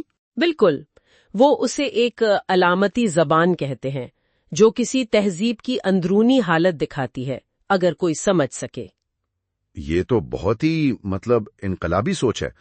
تو پھر نیٹشے کے مطابق یہ جو نام نہاد بہتر بنانے والے ہیں وہ اصل میں کر کیا رہے ہوتے ہیں؟ نیٹشے انسانی بہتری کے 2 مختلف طریقے بتاتے ہیں۔ ایک کو وہ کہتے ہیں جانور کو سدھانا۔ ٹیمنگ؟ سدھانا؟ جی، یعنی انسان کی جو فطری جو طاقتور جب لیتے ہیں نا، ان کو کمزور کرنا، ان کو قابو میں لانا۔ اچھا۔ اور دوسرا طریقہ ہے ایک خاص نسل تیار کرنا، بریڈنگ، یعنی ایک مخصوص قسم کا انسان پیدا کرنا، جیسے کوئی نسل کشی کا منصوبہ ہو۔ تو پہلے والی مثال یعنی سدھانے کی وہ چرچ کی دیتے ہیں۔ یہ تو کافی سخت تنقید ہے۔ جی، بہت سخت۔ وہ کہتے ہیں کہ چرچ نے انسان کو گناہگار بنایا، اس میں جرم کا احساس ڈالا، خوف اور اطاعت سکھائی۔ مقصد کیا تھا اس کا؟ نیٹشے کے مطابق مقصد انسان کو بیمار کرنا تھا، کمزور کرنا۔ وہ کہتے ہیں کسی جانور کو بیمار کرنا اسے کمزور کرنے کا واحد ذریعہ ہو سکتا ہے۔ چرچ یہ سمجھتا تھا اس نے انسانوں کو خراب کیا، انہیں کمزور کیا، لیکن دعویٰ کیا کہ انہیں بہتر بنایا ہے۔ یہ نیچے کے الفاظ ہیں۔ یعنی بہتری کے نام پر اصل میں کمزوری اور بیماری۔ بالکل، زندگی کی جو توانائی ہے اسے دبانا، یہ تھا سدھانا۔ اور دوسری قسم وہ نسل تیار کرنا۔ اس کی مثال وہ قدیم ہندوستان سے دیتے ہیں، منو کا قانون، لا آف منو۔ اچھا، منو سمرتی۔ جی، یہاں مقصد کمزور کرنا نہیں تھا، بلکہ سماجی طور پر بہت منظم طریقے سے مخصوص قسمیں تیار کرنا تھا، 4 ذاتیں: पादरी, जंगजू, ताजिर किसान और खिदमतगार यानी शूद्र। लेकिन इस निजाम की भी तो अपनी सख्तियां थीं। नीचे इस पर क्या कहते हैं? जी, वो कहते हैं कि इसके लिए भी खौफनाक तरीकों की जरूरत पड़ी, खास तौर पर उन लोगों के खिलाफ जो इन जातों से बाहर थे, जिन्हें चंडाल या अछूत कहा गया। चंडाल। उनको कमजोर और बेजर्र रखने के लिए उन पर शदीद पाबंदियां लगाई गईं, उन्हें बीमार, अलग थलग रखा गया। नीचे या खालिस खून जैसे तस्वुरात के खतरे को भी उजागर करते हैं। तो ये भी एक तरह से कंट्रोल ही था, लेकिन तरीका अलग था। बिल्कुल। और फिर नीचे एक और बड़ा दावा करते हैं। वो कहते हैं कि इसी चंडाल नफरत से ईसाईयत ने जन्म लिया। क्या मतलब? ईसाईयत? जी, वो इसे एक रद्द अमल के तौर पर देखते हैं। नस्ल, जात, इस्तेहकाक, उन सब अखलाकियात के खिलाफ एक बगावत। वो इसे आर्याई मुखालिफ मजहब कहते हैं। आर्याई मुखालिफ? यहाँ आर्याई से नीचे की मुराद वो कदीम, ताकतवर, खुद एतमाद इक़दार है। ये बाद वाले नस्ली नजरियात से मुख्तलिफ है। नीचे के ख्याल में ईसाईयत ने इन तमाम इक़दार को उलट दिया। अच्छा। ये कमजोरों की, गरीबों की, नाकाम लोगों की फतह, चंडाल इक़दार की फतह, और ये सब मोहब्बत के मजहब की शक्ल में एक लाफानी चंडाल इंतकाम। बाप रे, ये तो तारीख और इखलाकियात की बिल्कुल ही उल्ट तशरीह है। जी। और आखिर में निच से एक और तस्वुर लाते हैं, पारसा फरेब, पिया फ्राउस, मुकद्दस झूठ। इसका क्या मतलब है? इसका मतलब ये है कि नीचे के ख्याल में बहुत से बड़े अखलाकी निजाम बनाने वाले, जैसे मनु, अफलातून, कन्फ्यूशियस या यहूदी और ईसाई असात्सा, वो शायद खुद भी जानते थे कि उनके कवानीन कोई मुतलक सच्चाई नहीं है। तो फिर क्या थे? वो मखसूस मकासद हासिल करने का जरिया थे। और नीचे कहते हैं कि अक्सर वो मकासद उन बयान करदा मकासद से बिल्कुल उलट होते थे। वो कहते हैं, अखलाकियात बनाने के लिए उसके मुखालिफ की गैर मशरूत मर्जी का होना जरूरी है। यानी निजाम का असल मकसद कुछ और होता है, जो बताया जाता है उससे मुख्तलिफ। बिल्कुल। निजाम अक्सर वो मकासद हासिल करते हैं जो उनके बयान करदा मकासद से बिल्कुल मुख्तलिफ होते हैं। तो खुलासा ये हुआ कि इंसानियत को बेहतर बनाने के दावे अक्सर एक धोखा होते हैं। असल मकसद कंट्रोल या जिंदगी की तवानाई को दबाना होता है। जी, नीचे का मरकजी पैगाम यही है। ये नाम नेहाद बेहतरी अक्सर जिंदगी की कुवत, तख्लीक सलाहियत और सच्चाई की कीमत पर आती है। ये निजाम रहनुमाई नहीं करते, बल्कि जुर्म, जवाल और इन्हिसार पैदा करते हैं। ये तो जिंदगी के खिलाफ एक जंग हुई फिर, जिसे अखलाकी तरक्की का नाम दिया जा रहा है। बिल्कुल, नीचे के लिए यही है। तो नीचे हमें यही कह रहे हैं कि हर किस्म की अथॉरिटी पर सवाल उठाओ। उन लोगों से पूछो जो कहते हैं कि वो जानते हैं हमारे लिए क्या बेहतर है। जी हाँ, और जिंदगी की जो अपनी जिबलतें हैं, जो जिंदगी की तस्दीक करती हैं, उन्हें कबूल करो, उनका जश्न मनाओ, वहमों को तोड़ो। यही तो नीचे का मकसद है बुतों के गुरूब में। हर बुत को तोड़ना। बिल्कुल। और यहाँ एक बात सोचने की है। जी। क्या आज के जमाने में भी ऐसे निजाम, ऐसे नजरियात या ऐसी तहरीकें हो सकती हैं जो हमें बेहतर बनाने का दावा तो करती हों, लेकिन उनके पीछे छुपे मकासद शायद कंट्रोल या यकसानियत या कोई और एजेंडा हो, बजाय हकीकी इंसानी बेहतरी के? आइए आज नीचे की किताब ट्वाइलाइट ऑफ द आइडल्स के एक अहम बाब पर बात करते हैं। बाब 8, उन्वान है जर्मनों में किस चीज की कमी है। नीचे यहाँ अपने ही लोगों की यानी जर्मनों की सकाफत और रूह का जायजा ले रहे हैं। जी बिल्कुल। और जो वो देख रहे हैं, इस पर वो कुछ ज्यादा खुश नजर नहीं आते। उनका बुनियादी नुक्ता ये है कि अच्छा, जर्मनों में काबिलियत तो हो सकती है, लेकिन ज़ौक नहीं है, वो स्टाइल, वो गहराई, इसकी कमी है। तो वो कह रहे हैं कि सिर्फ जहन या गेस्ट का होना काफी नहीं? नहीं, बिल्कुल नहीं। वो कहते हैं इसे बरतना भी आना चाहिए, उस पर काबू पाना, उसे इस्तेमाल करना। ये बात दिलचस्प है कि वो कुछ जर्मन खूबियों को तस्लीम भी करते हैं, जैसे हिम्मत है, मेहनत है, फर्ज शनासी है, लेकिन साथ ही एक फिक्र भी जाहिर कर रहे हैं। जी हाँ, फिक्र ये कि जो नई जर्मन रियासत बनी है, उसकी ताकत कहीं जर्मन जहन को आप कह लें कुंद न कर दे। और इसी से वो सवाल उठाते हैं कि क्या जर्मन, जिन्हें कभी सोचने वालों की कौम कहा जाता था, क्या वो अब भी सोचते हैं? बिल्कुल। انہیں لگتا ہے کہ جیسے سیاست نے سب کچھ نگل لیا ہے، وہ جو اصل روحانی معاملات تھے ان کی سنجیدگی ختم ہو گئی ہے۔ وہ طنزاً پوچھتے ہیں کہ کہیں یہ نعرہ ڈوائچلینڈ ڈوائچلینڈ اوبر آلس جرمن فلسفے کا انجام تو نہیں؟ اور نیچے یہ بھی محسوس کرتے ہیں کہ جرمن اپنی ہی روح سے، اپنے آپ سے کچھ بیزار سے ہو گئے ہیں۔ جی، وہ اپنے ایک تجربہ بتاتے ہیں کہ باہر لوگ ان سے جرمن فلسفیوں شاعروں کے بارے میں پوچھتے ہیں تو ان کے پاس جواب دینے کو صرف بسمارک کا نام ہوتا ہے۔ اچھا، مطلب ثقافتی طور پر کچھ خاص پیش کرنے کو نہیں رہا۔ ہاں، ان کے نزدیک یہی ثقافتی بنجرپن ہے، اور وہ جرمنی میں 2 چیزوں کے بہت زیادہ استعمال پر بھی افسوس کرتے ہیں، ایک شراب، خاص طور پر بیئر، اور دوسری عیسائیت۔ وہ جرمن دانش میں بیئر والی بات؟ جی وہی، وہ کہتے ہیں جرمن عقل میں بیئر شامل ہو گئی ہے، اور ڈیوڈ سٹراس جیسے مفکر کی مثال دیتے ہیں کہ وہ تو جیسے بیئر ہال کی انجیل لکھنے والے بن گئے۔ تو مطلب سنجیدگی، گہرائی، وہ جو جوش و جذبہ جو روحانی معاملات میں ہونا چاہیے وہ ختم ہو رہا تھا۔ یونیورسٹیوں کے بارے میں کیا خیال تھا ان کا؟ ان کا بھی کوئی اچھا حال نہیں تھا نیچے کے نزدیک۔ وہ جدید سائنس اور تعلیم کے روح سے محروم کرنے والے اثر کی بات کرتی ہیں۔ روح سے محروم کرنے والے یعنی؟ مطلب یہ کہ علم کی اتنی زیادہ شاخیں ہو گئی ہیں کہ لوگ بس سطحی ہو کر رہ گئے ہیں، گہرائی میں نہیں جا پاتے۔ یونیورسٹیاں ان کے سخت الفاظ میں ایسے مغرور کاہلوں کی جگہ بن گئی ہیں جن کی روحانی جبلتیں کمزور پڑ گئی ہیں۔ تو جرمنی گویا یورپ کا ایک فکری میدانی علاقہ بنتا جا رہا تھا ان کے خیال میں۔ بالکل، اور پھر وہ ایک اور بڑی دلچسپ بلکہ چونکانے والی بات کرتے ہیں، ثقافت اور ریاست کے تعلق پر۔ ہاں، وہ کہتے ہیں یہ دونوں مخالف ہیں، ایک کی ترقی دوسرے کے زوال سے جڑی ہے۔ کیا واقعی ایسا ہے؟ دیکھیں، نیچے کا تو یہی ماننا تھا۔ وہ دلیل دیتے ہیں کہ تاریخ میں جب بھی ثقافت عروج پر تھی وہ سیاسی طور پر کمزوری کا دور تھا۔ انہوں نے گوئٹے کی مثال دی ہے شاید، بلکہ پورے تعلیمی نظام پر بھی آ گئی، خاص طور پر اعلیٰ تعلیم پر۔ جی ہاں، وہ کہتے ہیں اعلیٰ تعلیم کا جو اصل مقصد تھا، بلڈنگ یعنی شخصیت کی تعمیر، کردار سازی، وہ مقصد ہی کھو گیا ہے۔ اور اس کے لیے اچھے استاد چاہیے، نہ کہ صرف پریپ اسکول کے ٹیچر یا یونیورسٹی کے اسکالر، حقیقی معلم چاہیے۔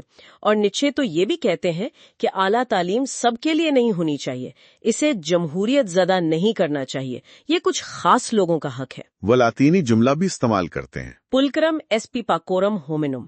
خوبصورتی چند لوگوں کے لیے ہے۔ وہ اسکولوں کی جلد بازی پر بھی غصہ ہیں کہ بس نوجوانوں کو 23 سال تک ڈگری دلا کر فارغ کرنے کی فکر ہے۔ اتنی ساری تنقید کے بعد کیا نیچے کوئی راستہ بھی بتاتے ہیں؟ کچھ حل؟ وہ دیکھنا سیکھنے کی بات کرتے ہیں، اس کا کیا مطلب ہے؟ اس کا مطلب ہے ٹھہر کر دیکھنا، آنکھ کو صبر سکھانا، چیزوں کو فوراً قبول یا رد نہ کرنا، بلکہ فیصلے کو مؤخر کرنا سیکھنا۔ یعنی فوری رد عمل نہ دینا۔ جی، وہ جو ہماری ایک فوری جبلت ہوتی ہے نا رد عمل دینے کی، اس پر قابو پانا، یہ ایک طرح کی قوت ارادی ہے۔ اور اسی طرح سوچنا سیکھنا، یہ کیسے سیکھا جا سکتا ہے؟ نیچے کے لیے سوچنا بھی ایک فن ہے، ایک ٹیکنیک ہے۔ جیسے رقص سیکھا جاتا ہے ویسے ہی سوچنا بھی سیکھنا پڑتا ہے، اس کے لیے منصوبہ بندی چاہیے، مشق چاہیے۔ اور وہ جرمنوں کی اسی چیز پر تنقید کرتے ہیں؟ ہاں، وہ ان کے بھدے اناڑی پن پر، خاص طور پر روحانی اور فکری معاملات میں۔ وہ کہتے ہیں کانٹ جیسے فلسفی کو برداشت کرنا، جسے وہ خود بدشکل تصوراتی لنگڑا کہتے ہیں، یہ جرمن ذوق کی کمی ہے۔ تو آخر میں یہ سمجھنا ضروری ہے کہ نیچے کی یہ ساری سخت باتیں کسی قوم پرستی کے جذبے سے نہیں ہیں۔ نہیں، بالکل نہیں۔ ان کی فکر قومیت سے زیادہ روح کے معیار کی ہے۔ وہ جرمن مفکرین کو، فنکاروں کو ایک طرح سے جگانا چاہتے ہیں کہ وہ اس اوسط درجے سے باہر نکلیں۔ وہ چاہتے ہیں کہ وہ جرأت پیدا کریں، طنز کو سمجھیں، جمالیاتی حس کو بہتر کریں۔ بالکل، ٹوائلائٹ آف دی آئیڈلز صرف فلسفے کے بت نہیں توڑتی، بلکہ وہ جو ثقافتی عادتیں ہیں جو ان بتوں کو سہارا دیتی ہیں ان کو بھی چیلنج کرتی ہے۔ یہ یورپی روح کو بیدار کرنے کی ایک کال ہے، وہم کے بغیر، اطاعت کے بغیر، خوف کے بغیر۔ نیچے کا یہ کہنا کہ ان کی خوش مزاجی کو سمجھنا مشکل ہے شاید اسی گہری سنجیدگی کی طرف اشارہ ہے جس سے وہ خود نکلنا چاہ رہے تھے۔ اور آخر میں وہ ہمارے لیے ایک سوال چھوڑ جاتے ہیں جو آج بھی بہت اہم ہے۔ وہ صرف یہ نہیں پوچھتے کہ کیا سوچنا ہے، بلکہ یہ کہ کیسے سوچنا ہے، کیسے دیکھنا ہے۔ آج کل جب ہر طرف معلوماتی معلومات ہیں اور فوری رد عمل کا دباؤ ہے، جی، تو ایسے میں کیا جان بوجھ کر تھوڑا رکنا، تھوڑا ٹھہرنا، محرکات کے خلاف مزاحمت کرنا، کیا یہ ہماری دنیا کو سمجھنے کے انداز کو بدل نہیں سکتا؟ یہ ایک غور طلب بات ہے۔ آئیے آج نیٹشے کی کتاب بتوں کا زوال کے 9ویں باب پر بات کرتے ہیں۔ عنوان ہے ایک بے وقت انسان کی جھڑپیں۔ نیٹشے یہاں خود کو ایک ایسی آواز کے طور پر پیش کر رہا ہے جو اپنے زمانے کے ساتھ نہیں چلتی، بلکہ یوں کہیں کہ اس کے خلاف کھڑی ہے۔ جی بالکل، ایک بے وقت آواز۔ یہ باب اصل میں مختصر، تیز، چپتے ہوئے اقوال کا ایک سلسلہ ہے۔ نیٹشے انہیں جھڑپیں یا چھاپے کہتا ہے۔ ہاں، چھاپے۔ یہ جدید یورپی ثقافت اور سوچ کی سطحیت پر حملے ہیں۔ تو کیا یہ کہنا ٹھیک ہوگا کہ نیٹشے یہاں ایک طرح کی فکری گوریلا جنگ لڑ رہا ہے؟ یہ ایک دلچسپ تشبیہ ہے۔ یقیناً یہ چھاپے نیٹشے کے دور کے جو وہم تھے، منافقتیں تھیں، اخلاقی کمزوریاں تھیں، ان کو بے نقاب کرنے کے لیے تھے، اور وہ کسی کو نہیں چھوڑتا، مطلب اخلاقیات سے لے کر سیاست، قوم پرستی، مذہب، فن اور خود فلسفے تک سب نشانے پر ہیں۔ صحیح۔ اس کا ہتھیار طنز ہے، اور بعض اوقات تو سیدھی سیدھی تحقیر، جس سے وہ اپنے ہمسروں کی وہ جو اوسط درجے کی سوچ تھی نا، اس پر حملہ کرتا ہے۔ کوئی مثال ذہن میں آتی ہے اس کی کاٹدار تنقید کی؟ مجھے وہ کانٹ والا جملہ یاد آ رہا ہے، ہاں؟ جسے وہ محض لفظی کھیل میں کینٹ بنا دیتا ہے، قول ذرہ 1 میں۔ یہ تو بہت سیدھا حملہ ہے۔ بالکل، بہت براہ راست۔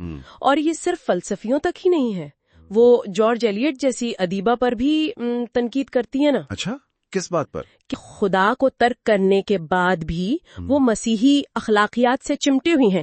نیچے اسے انگریزی منطق کہہ کر مسترد کرتا ہے، قول ذرہ 5۔ یعنی وہ سمجھتا تھا کہ یہ ایک طرح کی فکری بے ایمانی ہے؟ بالکل، نیچے کے لیے یہ اس بات کی علامت تھی کہ لوگ مذہب کو چھوڑنے کے بعد بھی اس کی اخلاقیات کی وہ جو کمزور بنیادیں تھیں ان سے چمٹے رہنا چاہتے ہیں، بجائے اس کے کہ وہ نئی اقدار بنائیں۔ ہاں، ایسی اقدار جو زندگی کی تصدیق کریں، نئی مضبوط بنیادوں پر۔ تو پھر سوال یہ اٹھتا ہے کہ کیا یہ حملے صرف تخریب کاری ہیں؟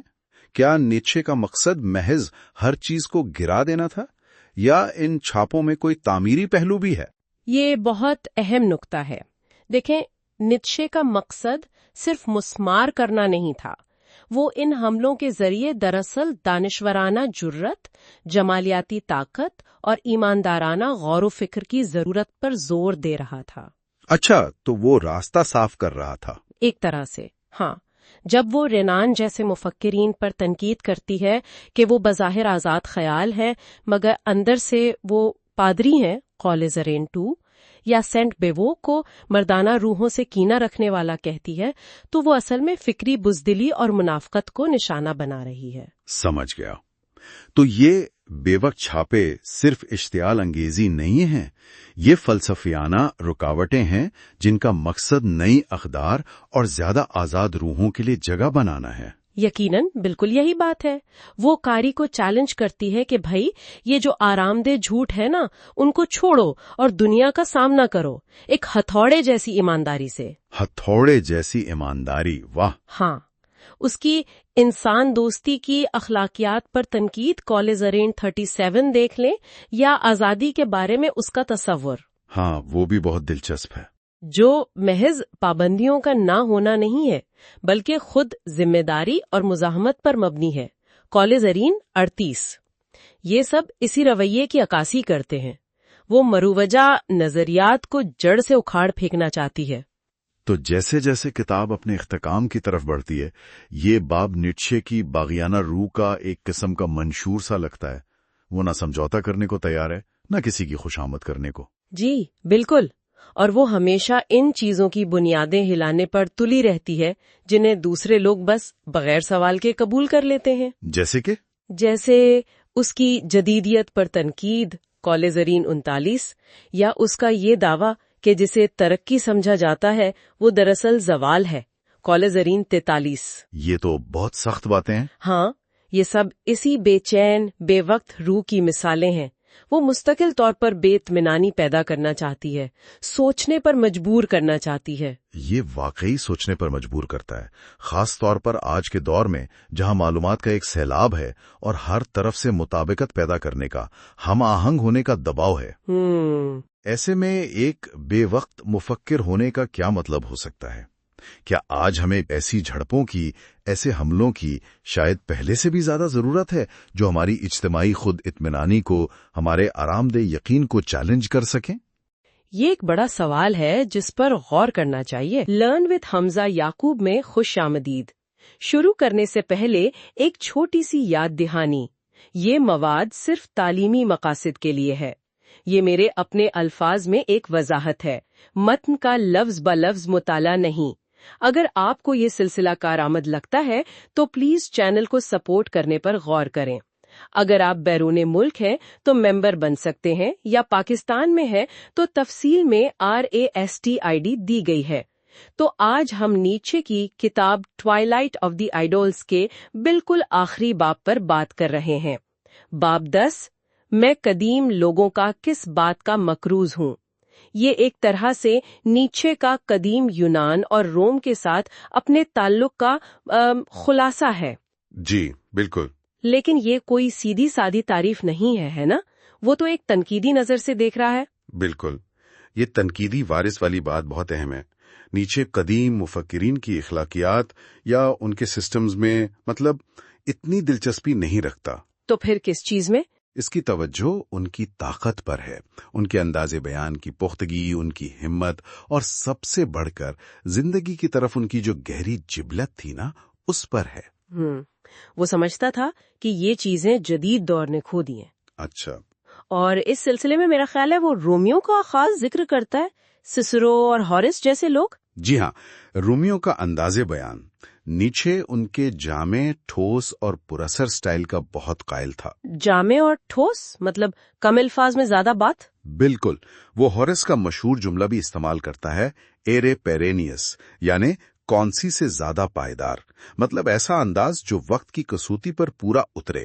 یہ صرف لکھنے کا طریقہ نہیں تھا، بلکہ سوچنے اور زندگی کو محسوس کرنے کا طریقہ تھا. طاقت کا اظہار. یہ تو ہوئی رومیو کی بات، لیکن یونانیوں کے بارے میں اس کا رویہ وہ تھوڑا پیچیدہ لگتا ہے. ہاں، پیچیدہ ہے، خاص طور پر سقراط اور افلاطون کے بارے میں. انہیں تو وہ بالکل پسند نہیں کرتا. ٹھیک ہے؟ جی بالکل نہیں. وہ انہیں مغربی فکر کو خراب کرنے والوں میں شمار کرتا ہے. افلاطون کے انداز کو وہ ڈیکیڈنٹ کہتا ہے، یعنی زوال پذیر. زوال پذیر کس معنی میں؟ کمزور، زندگی سے دور، ضرورت سے زیادہ اخلاقی. نیچے تو یہاں تک کہتا ہے کہ افلاطون وقت سے پہلے کا عیسائی تھا، اور اس کی جو مثالیت پسندی ہے، آئیڈیالزم، وہ ایک قسم کا بلند پایا دھوکہ ہے. بلند پایا دھوکہ، یہ تو کافی سخت الفاظ ہیں. اس مثالیت پسندی میں مسئلہ کیا تھا نیچے کے نزدیک؟ مسئلہ یہ تھا کہ نیچے کے خیال میں افلاطون کی مثالیت پسندی حقیقت سے فرار تھی.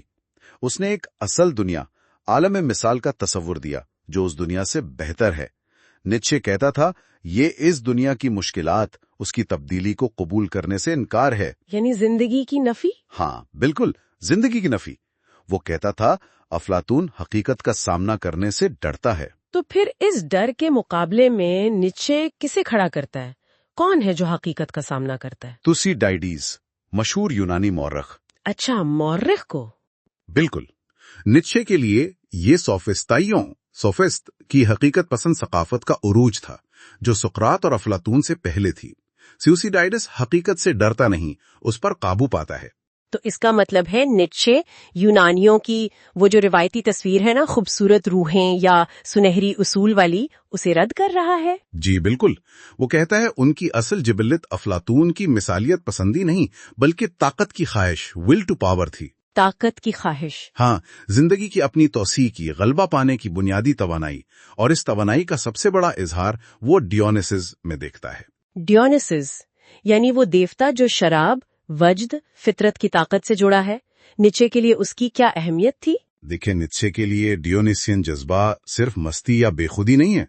یہ زندگی کو اس کی تمام تر شدت، تضادات، خوشی اور تکلیف سمیت قبول کرنے کی علامت ہے. اچھا، تکلیف سمیت؟ جی ہاں، تکلیف سمیت۔ ڈیونیسین اسرار میں زندگی، تولید، فنا اور بقا کے چکر کو مقدس مانا جاتا تھا، یہاں تک کہ درد کو بھی زندگی کے تسلسل کی تصدیق سمجھا جاتا تھا۔ یہ تو زندگی کو پوری طرح ہاں کہنا ہوا۔ بالکل، زندگی کی مکمل ہاں، اس کی مشکل ترین حقیقتوں کے سامنے بھی نیچے سمجھتا تھا کہ عیسائیت نے اسی جذبے کو دبا دیا تھا۔ تو اگر ہم اس آخری باب کو سمیٹیں تو اس کا مرکزی پیغام کیا بنتا ہے؟ نیچے قدیم لوگوں سے اپنے قرض کا ذکر کر کے ہمیں کیا بتانا چاہ رہا ہے؟ اصل میں اس باب میں نیچے قدیم تہذیب کی زندگی سے بھرپور ثقافت، خاص طور پر رومی انداز اور ڈیونیسین جذبہ، اور جدید دور کی اخلاقیات و مذہب جسے وہ زندگی سے انکار کرنے والا سمجھتا ہے، ان کے درمیان ایک واضح فرق کھینچتا ہے۔ وہ ماضی کی مثال دے کر حال کو چیلنج کر رہا ہے۔ بالکل، وہ قدیم لوگوں کی مثال دے کر ہمیں دعوت دیتا ہے کہ ہم بھی زندگی کو اس کی تمام تر حقیقتوں کے ساتھ قبول کریں۔ یہ جدید زوال پذیری پر اس کے فلسفیانہ حملے کی آخری ضرب ہے۔ یہ واقعی ایک بہت گہرا اور طاقتور اختتام ہے۔ جی ہاں، اور یہاں ایک سوال پیدا ہوتا ہے جو شاید نیچے نے خود تو نہیں اٹھایا لیکن ہمارے لیے اہم ہے۔ وہ کیا؟ نیچے قدیم لوگوں میں طاقت کی خواہش کو بنیادی جبلت کے طور پر دیکھتا ہے۔ آج کی دنیا میں جہاں اقدار، سماجی ڈھانچے، طاقت کے اظہار کے طریقے، سب کچھ بہت بدل چکا ہے، کیا یہ تصور اب بھی انسانی فطرت کو سمجھنے میں مددگار ہے؟ یہ واقعی ایک اہم سوال ہے۔ یا یہ صرف ایک مخصوص تاریخی تناظر کی بات تھی؟ یہ سوچنے کی بات ہے۔ ٹوائلائٹ آف دی آئیڈلز کی اس گہری گفتگو میں ہمارے ساتھ رہنے کا شکریہ۔ اگر یہ مواد آپ کے لیے کارآمد رہا تو لائک، شیئر اور سبسکرائب کرنا نہ بھولیں۔ مزید ایسے منصوبوں کی حمایت کے لیے پلیز چینل کو بطور ممبر جوائن کریں۔ $5 یا $15 ماہانہ کے آپشنز ہیں، اور اگر آپ پاکستان میں ہیں تو تفصیل میں دی گئی راست ID کے ذریعے براہ راست تعاون کر سکتے ہیں۔ آپ کی حمایت اس تعلیمی کوشش کو زندہ رکھنے میں مدد دیتی ہے۔